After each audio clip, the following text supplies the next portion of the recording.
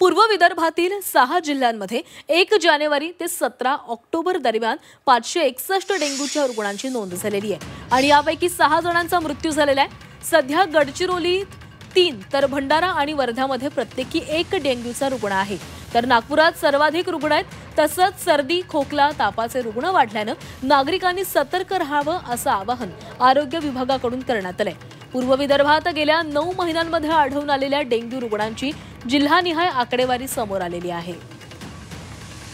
नागपूरमध्ये 235 रुग्ण आढळून आलेले आहेत, तर नागपूर शहरामध्ये 97, तर नागपूर ग्रामीणमध्ये 138, वर्धामध्ये 42, भंडारामध्ये 16, गोंदियात 24, चंद्रपूरमध्ये 127 म्हणजेच चंद्रपूर ग्रामीणमध्ये 98 आणि चंद्रपूर शहरमध्ये 29 तसंच गडचिरोलीमध्ये 117 रुग्ण आढळून आले।